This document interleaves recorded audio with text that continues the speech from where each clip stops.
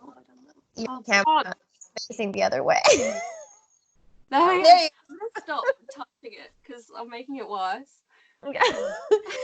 So what I was thinking, because I think, remember type A, I was thinking we could do like 2 separate videos so that we can upload them to both of our channels. Yeah. And what we can do is like a non-spoiler discussion of our thoughts about sort of Destiny. I keep calling it The Witcher. I'm going to call it The Witcher the entire time. I keep saying, it's like, oh, I read the Witcher books, and I'm like, these are like the first 2. There's like 100 of them. I know. forget. And can we just discuss for a moment, just small moment? I hate the cover changes so much. What are the Like, I haven't seen the new covers. yeah, because since the Netflix show got released, Mm. they took their time to upgrade, and they're not ugly covers whatsoever. They're not. Which ones? Yeah, I like the ones with the red, the old, of course, mass paperback ones, because I love mass paperback.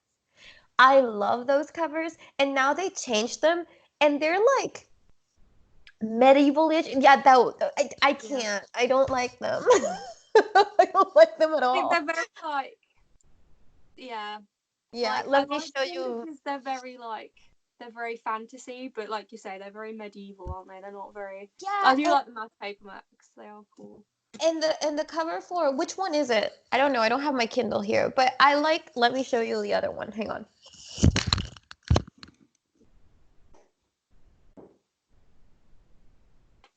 And let me get my Kindle. Hang on.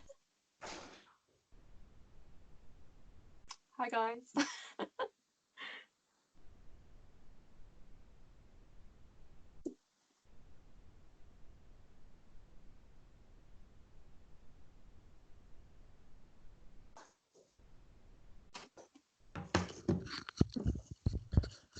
Like, doesn't this look infinitely much cooler? So Doesn't cool. this So one? like the red is awesome. It's just like they're so old school. I love them. Yeah, exactly. I love them too, but and I understand why they changed them, but I just wish they'd stop. And actually, for my birthday, there's a box set with this cover, and I'm like, I don't care. Awesome. Like, I don't want anything else. Just give me the Witcher covers.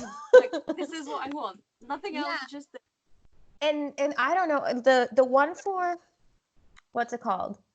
It's called The Witcher. None of these are called The Witcher, are they?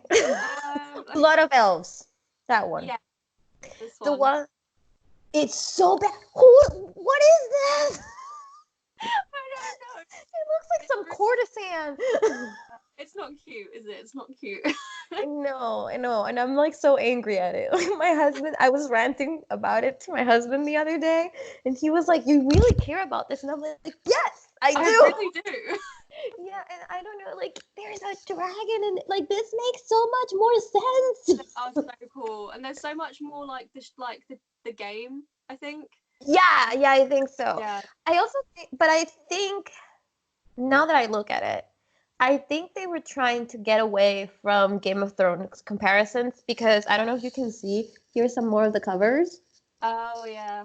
It does look a little bit Game of Thrones-y. Yeah. Maybe that's what. Yeah. Yeah. Well, whatever. I hate them. I hate them They to are the very point. like broody, aren't they? He's so broody. He's just like. Yeah. Here he looks super, and I don't understand why he's got black hair. I know. I'm guessing they're like all different characters because like he's on the first one, so maybe they're like. Oh yeah. Every book there's like a new character, but like some of them. Yeah. I think in Blood of Elves it's probably Dandelion. Yeah, he's got like the lute and everything. But it's such a random pose. I know. What? It's really dramatic. I know. I love it. Oh, whatever. So yeah, you should see my notes for this because of course I took notes, you know. Mm-hmm. And my first thing that I wrote is, why doesn't this man like women? And then the rest of my notes are like, I love all the women in this book. I know so many people have said to me, they're like, oh, I tried to read it, but like there's so many, like they just don't talk about women in a good way. And I'm just like, all of these women are like destroying the world. They're so powerful. Like, how are they not good I know. human? We should probably start there. We should Yeah, start with let's that. start there. All right. So, which one do you want to do in your channel, the spoiler or the non-spoiler? I don't mind, whichever. Okay. I kind of want to do the spoiler in my channel because I want to talk about the fact that like sorcerers can have kids because I'm still not over that. Jennifer was right all along. Oh my god. I can remember when you messaged me and you were like, this thing's happened. I'm bawling. And I was just like, oh my god, what's going to happen? And I read it and I was just like, no. Oh my god. Yeah. All right. So go ahead and introduce your channel so that we can do the non-spoiler. Hi guys, I'm Elfie. My channel is Ballet and Books. And I read a lot of fantasy. Pretty much all I read. But yeah, that's me. Yeah, and I am today's co-host. I'm Monica from Mooney Reads, and I don't read fantasy at all. So this is going to be fun. Apart from the Witcher series by, I'm never going to say it correct, Andrzej Sapkowski. Sapkowski? Is it Sapkowski? I don't know. Yeah. I keep calling him Sapkowski, so I think it's one of those names where like I have to really look at it. And like literally all of my videos, there's at least 10 minutes that I cut out where I just cannot pronounce people's names, and I'm there and I'm like Sapkowski. I can't do, and then I have to cut out like 10 minutes. And then I have to go on my computer. How do you pronounce blah blah blah? I was talking about this in my TBR. I butchered that poor man's name, and I'm so sorry because I really tried. I tried so hard, and I was like, oh my god. I love it when there's people who have such like interesting names and such unique names, because I'm like, this is so cool, and then I try and pronounce it in a video and it's just like, this is not gonna end well. No. At all. And I always feel judged by the like bookish community because I remember very vividly this one tweet that was like, there is no excuse for booktubers to not pronounce names right because you can look it up. And I'm like, it's still hard though. I know, and I think the thing is, like, I have such an overtly English accent that if I try and pronounce names, it just sounds ridiculous. My problem is I speak 5 languages, so my brain kind of oscillates between this sounds like it could be said in this language and this sounds like it could be said in this language. So let's just mix it, and then nothing makes sense. Yeah, and just see what happens. Like, for example, Gerald's name in my head is Gerald de Riviera, not Riviera, and every time I read it, I say Gerald de Riviera in my head. So, just so we're clear, he's from the Mayan Riviera. I think that's the thing, like, because I started learning French and I started learning Norwegian, and sometimes, like, if I read something, I'll start a sentence and it'll be in like Norwegian, and then it'll end up in French, and there'll be like English bits in it, and I'll be like, none of this made any sense anymore. Usually, when I was learning Japanese, it's funny because automatically your brain goes to the previous language you learned. Like, it doesn't go to your mother tongue; it goes to the previous language.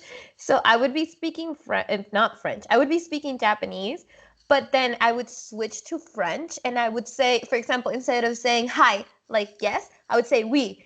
And my Japanese teacher was like, what? Like, I'm sorry, sir. There's too many languages in here. It just goes crazy. It's all just like bubbling out now. I can't control it. And you should see a conversation between my brother, my sister, and I. Yeah, because the 3 of us speak 3 languages, like fluently. So there are just times where we'll start a sentence in English, and then there is no word for something in English, so we say the Spanish word or the French word, and then we kind of switch, but then we always end up back in English. So my husband says that watching us speak has been like the craziest experience of his life, because he's like, I'm not even sure when you guys switch languages, but you do it so fast. And I'm like, yeah, because because there are words that don't exist. Yeah, and my cousins are bilingual. They live in Switzerland, so they speak French. And the amount of times we'll be talking, and they'll just get really angry because they can't explain to me like what they're thinking because there isn't an English word for it. So they're like just like spouting all these French words at me, and I'm like, I'm really sorry, I don't know what you're saying. Like, excuse me. No. You know what's really hard? My husband doesn't speak English, and there is no Spanish word for compromise. Really? Yeah. So, and that is like a super important thing in English in relationships. So I'm always like, so we're going to compromise. And he's like, compromise? You mean to get to an agreement? I'm like, no, it's not. It doesn't mean that. It means that in agreement, you both win. In a compromise, you both lose something. And he's like, so, and I'm like, there's no word for it. We're just going to compromise. I can't explain it any better than that. Yeah, and like there is no other explanation. And he's like, what do you mean we both lose? And I'm like, we don't win, because in agreements you win. In compromise you agree to lose. So he tries to explain it. I'm like, there's no word for it. Like, no. Yeah, just stop it. It's not gonna happen. Which, again, going back to the book, is funny because I wonder how much of this was lost in translation. I bet so much of it was. Like, yeah. Like, gotta be so much of it that like just didn't get into it. Yeah, I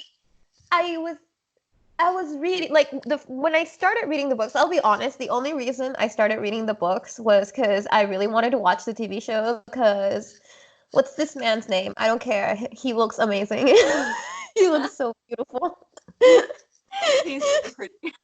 Yeah, but I was super scared to start them because everybody was like, oh, Andrzej Sapkowski is like a master of words, and I'm here picturing Tolkien or like, super flowery writing that not only is it super hard to read, but then that it was translated from another language, so I'm gonna be lost. And what I found was it was actually like almost, what's it called, like almost Hemingway-ish, where he only uses the right amount of words for you to get it, and there is no like over embellishments, and that is something that I'm so thankful for, because that's one of the things that I don't like about fantasy, where I know some people really enjoy like super big descriptions and stuff like that, but I am not your girl. See, I was really worried that, like, obviously, because like it's translated, so I was like, oh, is it gonna like miss loads of stuff? And like, I don't know, I was quite worried that there was going to be so much missing out of it, because obviously like the original was a lot. I think the original was actually longer.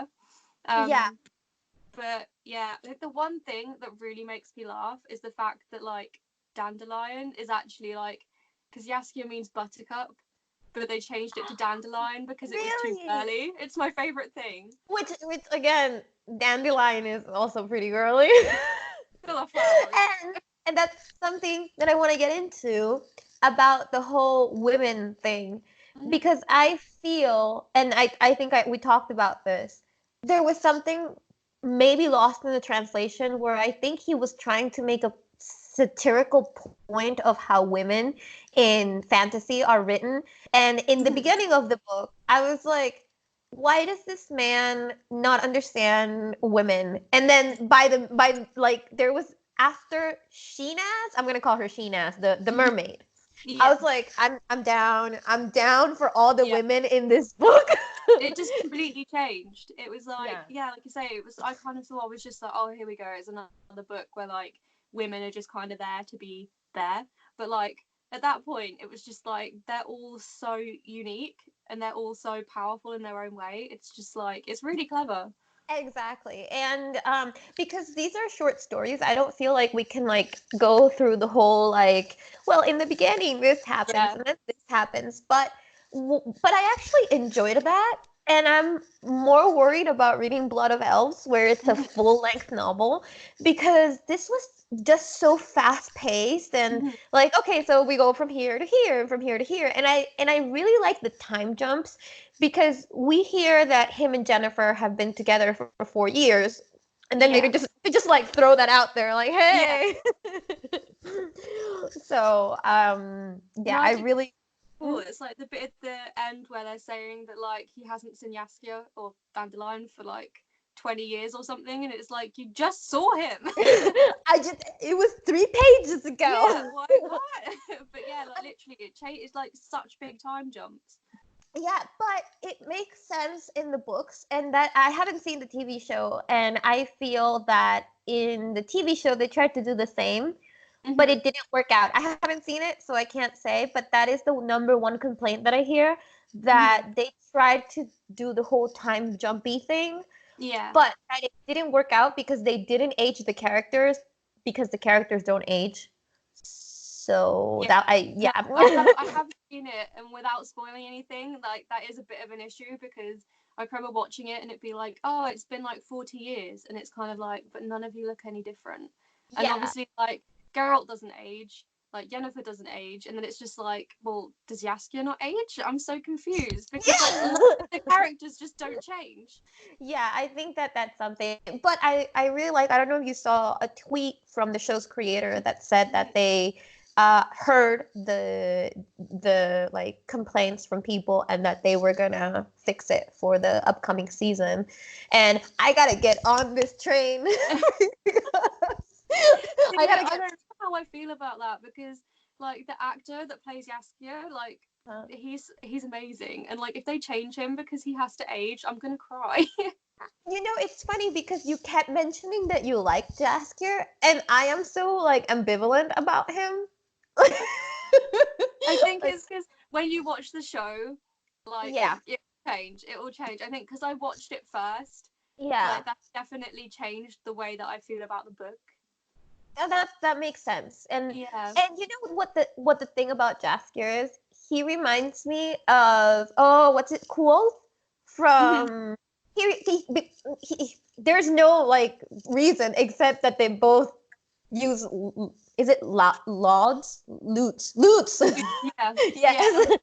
Like, and I don't know why I kept picturing him like Cool. I think that kind of soured me to him a little bit. Yeah. Because after the second book, what is it? A Wise Man's Fear. Me and Quoth had a fallout. Like, you're not friends anymore. No. I'm waiting for that final book to see if we can make up, but at the moment we're not friends. But yeah, what else? I'm trying to like keep together. Oh, Essie, can we talk about our dearest She's Essie? like my favorite person. I can't even. Oh my god, she is like the character that you must protect at all costs. You know, and we're not gonna go into how that goes, but I feel like she needs her own book. Like she does. Just be like a short story collection of just her life, because I agree with you, because I find her an extremely interesting character, and that's the thing. I realized halfway through the book that the only interesting characters are the women. You know, in the beginning, I was like, oh my gosh. I think the moment that did it for me was when he was describing Sheena as the siren, and the only thing he described about her was her boobs. Her breasts. Literally, it was just like, her breasts are really pretty. It's like, we get that you like her boobs, girl. It's okay. We understand. You've said it 10 times. Is there anything else you want to describe about her? Yeah. But I think at that moment, like that moment was the one that I was like, why is this such a good writer when he like doesn't understand how to write women? And then from that moment on, I was like, I get it. I'm sorry, I get it. So I really like that part. I like how women make the decisions in the book. Really, the men are just there to kind of F everything up. Yeah, and then the women sort everything out for them. And then the women come like, it's okay, baby. I got you. It's good. They just get themselves into so much trouble, and the women are just like, right, here we go again. Yeah. I criticism I do have, and I do understand that I don't remember when these books were written, but I do understand that he's Norwegian. Where is he from? He's Polish, I think. He's Polish. I call those the cold countries. It's accurate. Yeah. Well, he's Polish. And I understand that maybe when he wrote this and the cultural landscape was different. But the two women that follow, what is it? Three Sacks? Is that? Yeah. Yeah. And I think, yeah. I think the way they were described was a little bit stereotypical tribe women of African tribes, if you know what I mean. I thought that it was quite, it's quite traditional, but not in a good way. Exactly. I thought it was borderlining on insensitive, but I don't think the author. I mean, again, we have to take into consideration the time these things were written. You know, had this man ever seen a black person before? Exactly. Yeah. But the way that they were described and the way that they acted, like, you know, this idea that there's more, they're not as well behaved, let's just say, and they're more sexually open. And I know they're warriors, so that kind of saves it a little bit, but that part really did like rub me the wrong way. Yeah, but that's before Sheen asked. So after that, I forgave him for that part. That part was so cool though. Although I got lost, I'm one of those readers that if I don't understand something, I don't go back and reread. I just keep reading and hope it'll make more sense.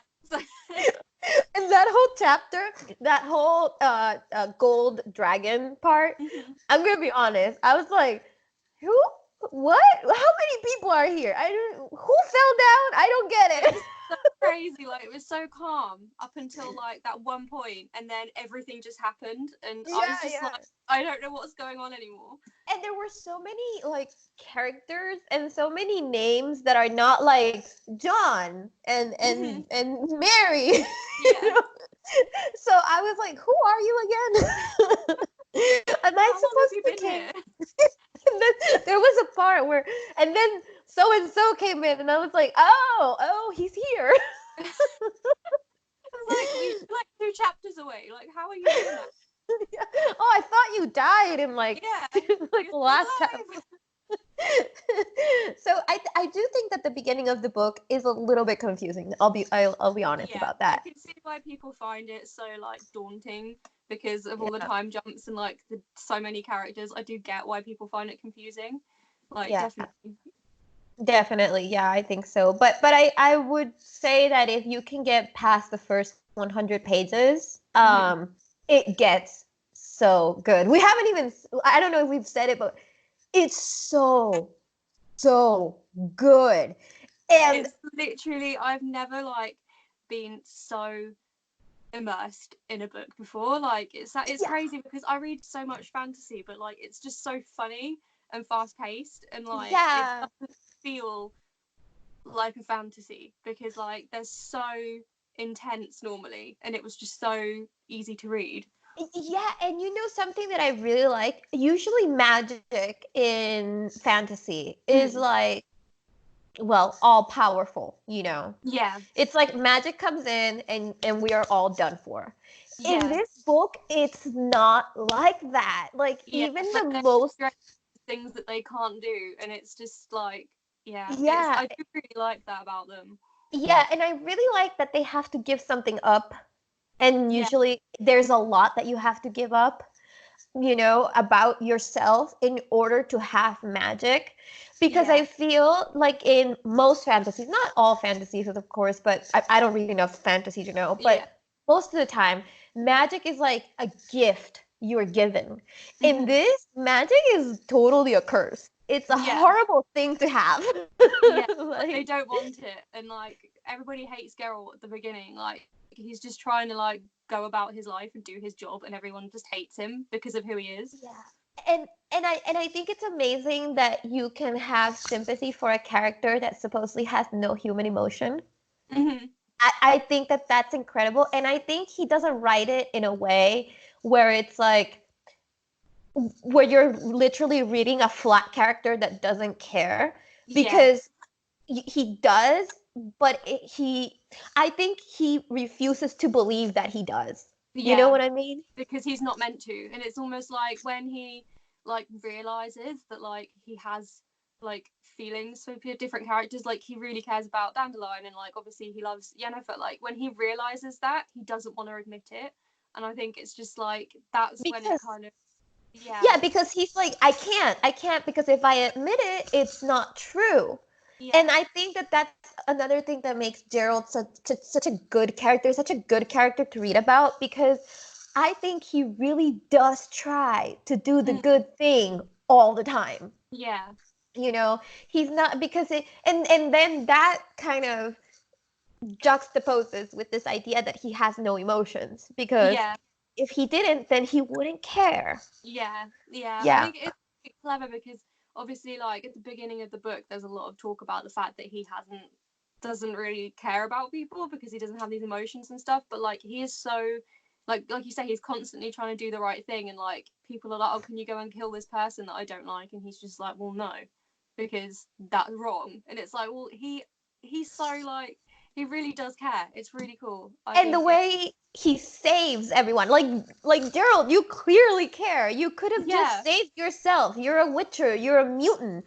And that's another thing I love. The word mutant is used. I don't know if in the original text that is the Mm, word, but I love that they use the word mutant for him, yeah. because that's not something you see in fantasy at, No. all of the time. I think mutant doesn't, like that's almost a sci-fi thing, Yeah. you know? And I Yeah. love that they use that for him. Like, no, you're Yeah. a mutation, you're not normal, you're not Yeah. natural. And how that weighs on him just breaks my like dark Yeah. little heart. I think it's so interesting because like throughout the book, there's people telling like him and Yennefer that like they're not natural, they're not meant to be the way they are, and Yeah.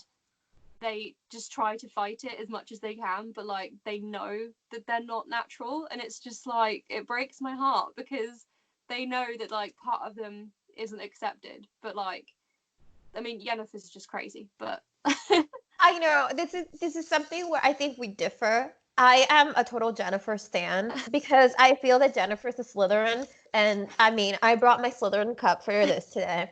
I feel that Jennifer is one of these people.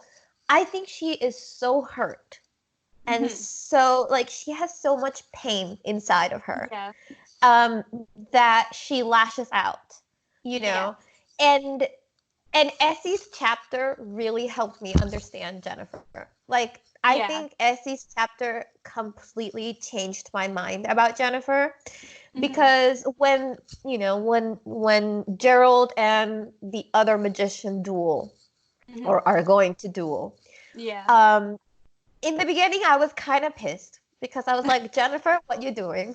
yeah. Like, why Yeah, are you doing this?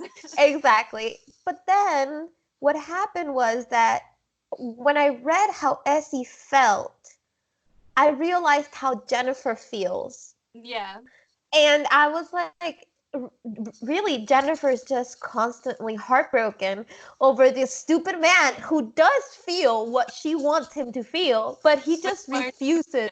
Yeah, because again, if he admits it, he has to admit to himself something that he doesn't believe that he Yeah. can have. Stupid man.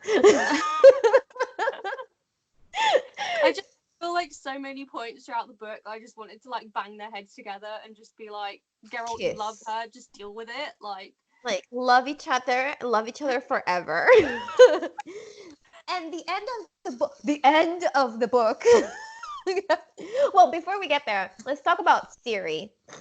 And it's called Sword of Destiny, and I like that the book is called Sword of Destiny because destiny is just all over this book.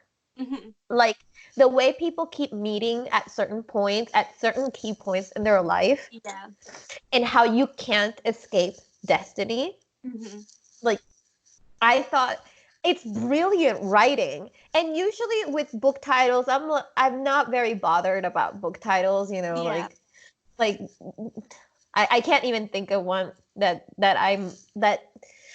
is so much in the book as this. yeah, It's just You know? it's such a key point of the whole story that like it makes it definitely. Yeah. It makes it more, I don't know, real, approachable. Yeah. I don't know what word to use for that, but definitely the idea of destiny and that you can't escape it, and that Gerald tries constantly. The book should have been called Gerald Tries to Escape Destiny and Fails Miserably. Yeah. And then Siri just comes along anyway. Yeah, it's like I remember when they go and he's supposed to find Siri because it's time for him to go get her, and he refuses to. But I think it's kind of left in the book that he knows that none of those kids was the girl that he was supposed to Yeah. get. Yeah. He just knew. He could sense that like they weren't the ones, so he was just like, it's Yeah. fine. Yeah.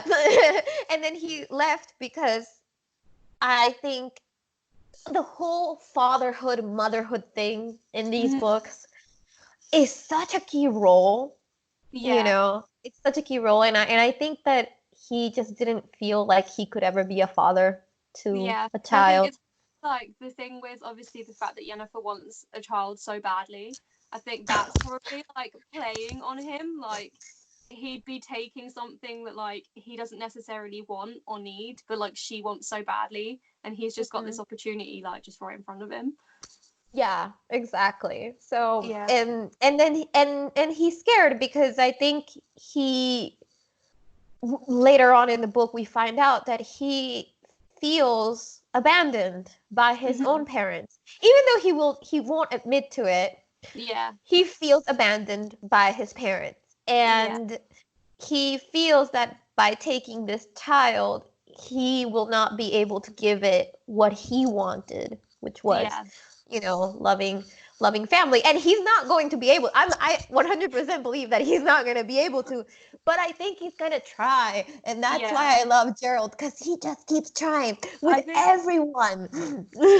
I think my favorite thing of like the whole book was like when he was actually with Siri, and like just the way that they interacted with each other, and like the way that she just wound him up constantly, and like I just think it's brilliant. Like I think the way that they work together is just fantastic, and the way it's written is just amazing. Like it's done so well. I 100% agree, and I love that Siri is you know, when you have these kind of chosen one, you know, kind of characters, princess characters, they're always so sweet and meek and gentle, and Siri is like, nope. She's like the opposite. She's just I love her so much. Like she just makes me laugh. And me too. just like the bit where he's just like, right, you need to run, and she climbs up the tree, and at the end he's just like, what the hell are you doing? Like I was gonna run after you, and she was just like, well, I was being a cat, and he's just like, I'm so done like... with children. And I love it when he gets fed up with her and he's like, I'm gonna spank you. Thank you. And she's like, no, you won't. He's like, try me because I will. But she like knows he won't do it, so she just keeps winding him up because he's just like, I'll spank you, and she's just like, you won't do it. I'm just gonna sit here and be even more annoying because you won't let me. So the end of the book is beautiful. The end of the book had me actually holding my breath for a moment. There's a part in the book where you think that somebody Gerald cares about might be dead. Oh my god. And I literally, I know this is not the book, but I have it on Kindle, so I can't do it. So I was like, nope. I just remember sitting there and just being like, I can't believe this is happening. Like, he's just so ready to just go because he's just like, well, you've taken everything I love, so just I don't want to do it anymore. And I was just like, oh my god. And then it wasn't real, and just... And then I was like, oh girl. And then I kept thinking like, but how are we going to continue these books if this is what's going to happen? I know. I think that's the thing. I was reading it and I was like, well, this is problematic because what's going to happen now? Like, you've just... Okay. And I mistakenly, like, when I was looking for the order in which to read the books, of course, I spoiled myself by mistake, just simply looking for, Yeah. order. So there was something there that in that scene that I was like, even that happens? Yeah. So I was really scared. And then it didn't. And then Destiny comes in one more Yeah. time. And the end of the book is, let me tell you, I read a bunch of classics last month. Hmm. And usually, of course, classics are classics and they're amazing and everything. But the book that I go back to the most is this one, Yeah. because it really took me, like, it sounds so cliche to say, but it really took me like on a journey, you know? Hmm. It took me like on a journey of emotions. It was there's so many different like things that go into it, and there's parts where like you're angry because the characters are just making stupid decisions and like not getting together when they really should do, and like there's just other Or bits where like cheating on each other. Okay. yeah, yeah, or you're just like sobbing because there's really sad bits, and then the end was just like I don't know, it literally just made me so happy. Like the ending was just like perfect. It was just yeah, it was beautiful. Remember that I wrote it to you? I was like, where are you? Because I need you right now. I finished it. You need to read this book. And I was like, okay, I'm gonna read it now. I can remember I was just like, oh my god, I'm not ready for this.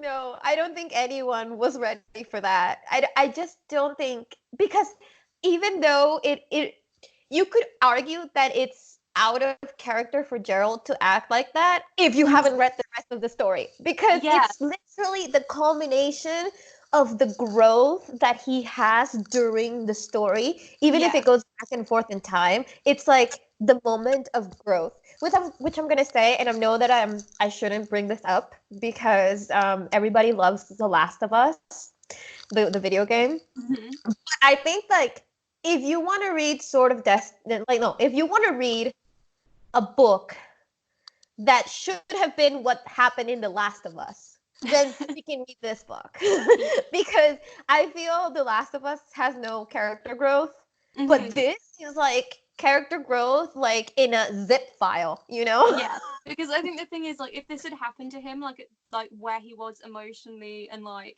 as a person, like at the beginning of the book, he would have handled it so differently, and it was like amazing to see him go from like the person he was like at the beginning and see how he ended up in the place he was to actually like deal with the ending. It was just like Yeah. I knew I was gonna like these books. I knew I was gonna enjoy them, but I was not expecting to love them as much as I actually did.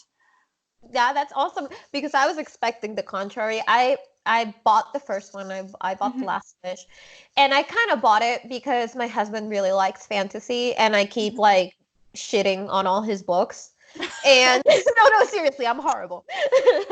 There's like the Druid Jordan, I don't know, by Salvatore thing, and he Hmm. had me read the first one and I hated it, and then he had me read another one and I hated it. And I was like, okay, you know what? I'm just gonna imagine hot Superman with white hair the whole time. And I just read it on a whim and I was like, I love this. I Yeah, absolutely love these books. And I love their brevity. I love how, with just a few words, just a few little things, um, Mr. Sakowski, is it Sakowski? Yes. Can get you to feel so damn much. Like, I know, because I mean even like comparing it to Game of Thrones, like it's I mean it's dense. I mean literally look how big these books are, yeah, that's and never gonna like happen for me. and like I feel like I felt as connected to the characters in these books as I did in Yeah. Game of Thrones, and the writing is so different and it's so much more simple, and it's like you said, like he doesn't use an unnecessary amount of words to describe situations and people. It's just like beautifully simple. But That's it. I felt Beautifully simple. Sorry, I know I interrupted you, but you said it so perfectly. It's like it's beautifully simple, and I love that. literally, I just and I like I mean fantasy books specifically. I love when they have really funny characters and like a lot of comedy in them. And Mhm. like I just feel like how the characters are with each other, it's just brilliant. They're so funny. And Yeah. And yeah, you can tell they're friends. That's the other yeah, thing. Because sometimes you read books and there's like no chemistry between the characters, yeah, even though they tell you they've known each other for years and stuff. mhm, But I can totally tell who in these books are friends or yeah, have been friends or have respect for each other just from a look, just from this tiny yeah. thing. And I really appreciate that because, as I said, I am not somebody that's going to stop and reread and go back and be like, who's this? You know? And I Like, really are you appreciate, friends?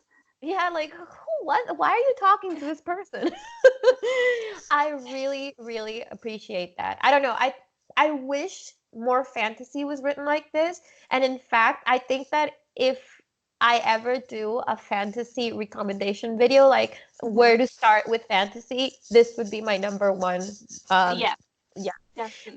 And I must admit that even though I really like The Last Wish, it has nothing on Sword of Destiny. I I know it think. lit such a glow up, like from the first book to the second book. Like it was just like I loved the first book. Like The Last Wish was so good, but then Yeah. when we read with Destiny, it was just like my mind was blown. It was Yeah. yeah, like next level. Exactly. So I just really loved it and I can't wait. Like I loved it so much that I right when I finished the book, I bought Blood of Elves. Even though I knew Yeah, that I wasn't gonna read it, I was just like, I need it. I need it. It's yeah, I mine. need to have it. Yeah. And I'm like I'm hoping that for my birthday somebody gets me the like box Mhm. set with all of these beautiful red covers. See, that's the thing because I'm struggling now because like over here, like we can't get anything but these editions. Like these are the only ones we can get here. So like I'm kind of like I want to get them because they match, but I Yeah. like the old covers. So it's kind of like I don't know. I don't know anymore. The worst part is that these covers are still available if you like you can find them, except Sort of Destiny. So is that the only one you can't It's get? the only one you Oh, can't get any book depository, Amazon, like used book section. Nowhere can you get Sort of Destiny in this edition, and it makes me sad. that is oh, I hate that so much. I Yeah. hate when they like the thing that really bugs me is when they like change a book cover halfway through a series. So like there's certain books that you just cannot get in like the original because they'll do like 3 books and then they'll change it after like the fourth Yeah. one and then they just don't match and And it's like, what? Do you see what you just did to my shelves? yeah, exactly, because like you'll end up with like all of the really nice red covers and then just like the one odd one. Blue. Yeah, exactly. And I'm not really usually bothered by book covers.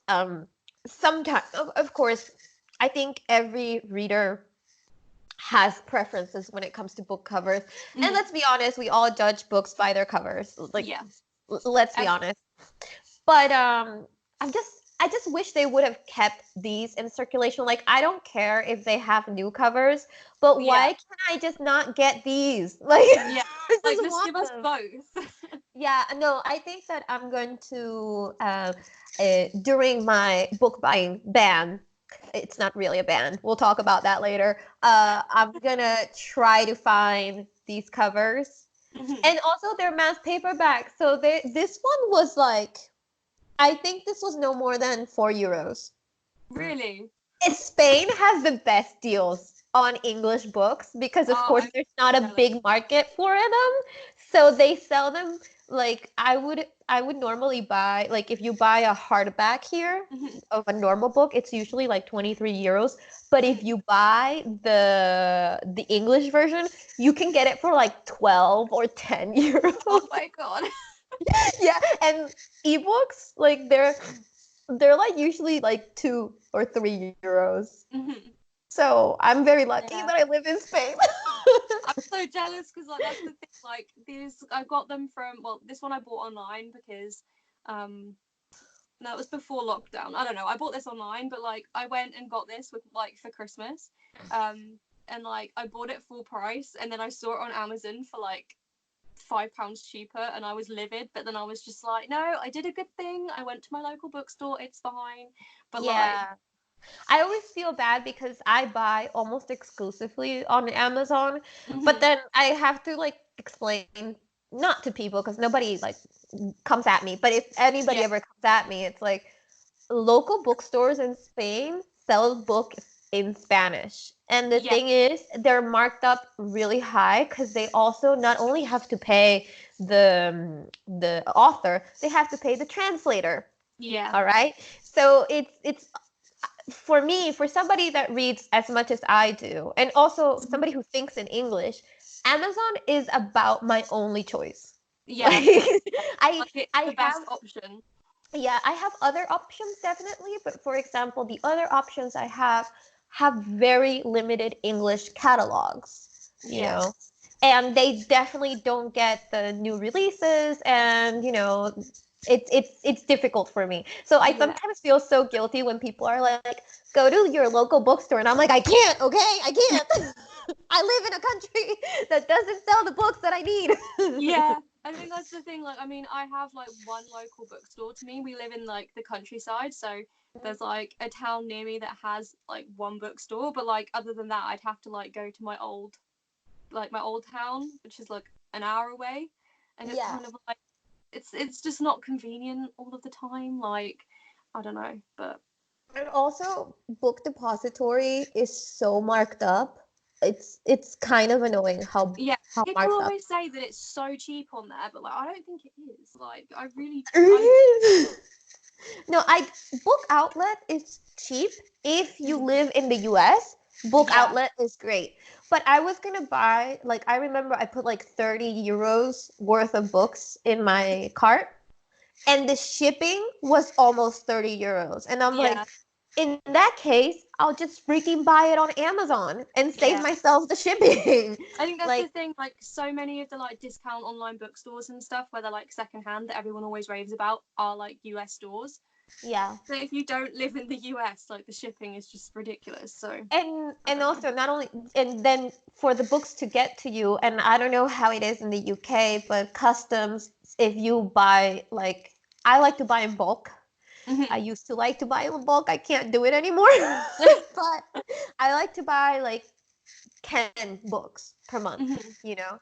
So customs here will stop you, and they will have you come in and have you question, because then they think that you're reselling them. And I'm like, I don't have time for that. Yeah. Like, just bring in just bring in your like laptop and show them your videos and be like, this is like, why there's so many. I'll show them my Goodreads. Like, sir, I read like 12 books a month. Okay, this isn't going to continue to happen. Like, can you just like give me like a letter or something? Because this is happening monthly. This is just ridiculous. So I really do think that sometimes it's not that I get upset, but I do think that US based booktubers forget that there are booktubers all over the world, you know, and that we don't. Yeah, and I don't have access to charity shops where I can find English books. And I know that I know that I am fluent in Spanish, but the reality is I think in English. Therefore, to switch my brain to Spanish to read a book that I know was translated from English, it's really hard, and I find it really difficult. Like, I already feel like I need to learn Polish to read these books to their full extent. Imagine, imagine like, I can already speak English. Why am I reading? I don't know. I can't, like, it's like what I tell people. If I can read 100 Years of Solitude in Spanish, I'm not freaking reading it in English, man. Yeah. You know? Yeah. So it's difficult. But oh well, we got off on a tangent there. You want to start with the spoilery section? Yeah.